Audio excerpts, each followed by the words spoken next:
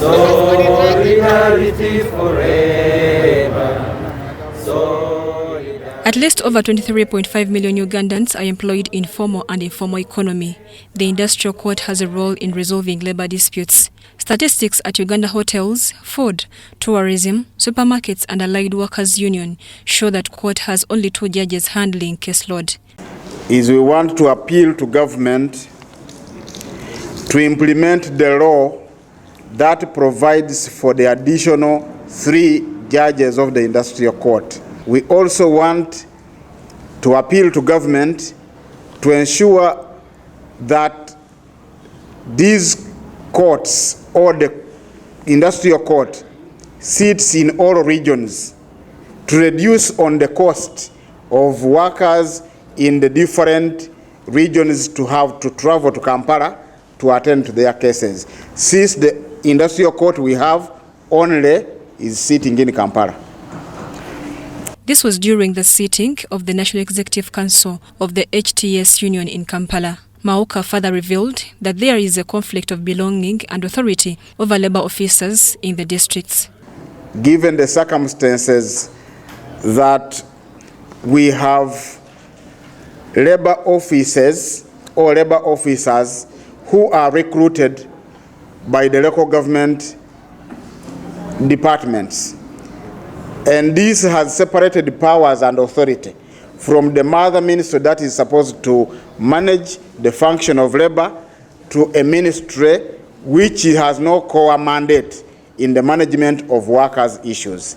It is our humble appeal that the government considers to re-centralize the function of labor from the Ministry of Local Government to the Ministry of Labor that is responsible for handling labor matters. We also, in the meantime, want to appeal that as government processes the issue of re-centralization of the function of labor, all local governments should be encouraged to recruit labor officers. But there is a problem that exists, that in the local government structures, there is only one position, labor officer. The people holding this position are also striving to get promoted. When they get promotion, they leave that office vacant. So even when the labor officers continue in the Ministry of Local Government, we still have a lot of inefficiencies and inadequacies because of the dynamics that do exist. Workers MP Dr. Abdul Byakatonda says he has petitioned the Speaker of Parliament over workers' rights violations. Not taken up seriously, but we have already, I and Honorable Mugole, already have a petition to the Speaker. Actually, I've been waiting for him to sign and then we submit it, where we are saying the industrial court must be empowered. The technology is quite low. They are actually manually doing things under funding. When you talk of the panelists, actually they are not actually, they are being paid 20,000 per day for lunch and transport, 90,000, and then they are handling key issues of disputes in the industrial court. So that is really quite very low, and a petition is already, actually it's a motion urging government to ensure that they operationalize. So I also want to thank you on pointing out on the issue of casualization of labor. Casualization of labor, one, does not actually ensure job security, doesn't actually ensure social protection. And at the end of the day, you find that people, the workforce is abused grossly. And we are saying that there is what we call a gig economy.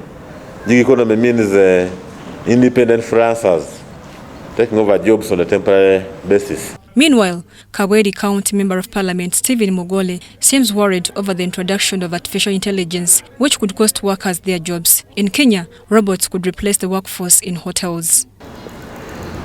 This has impacted badly on the workers, majorly in those other European areas. Now it is coming to Africa, where robots are coming to take over our jobs. As a resolution of IOF is that we have to prepare ourselves as these things come. The technology, as it is growing, it is consuming more and more jobs. More jobs are becoming precarious. it is now known that 70% of the workforce are youth, and the youth we have today are not very much interested in trade union.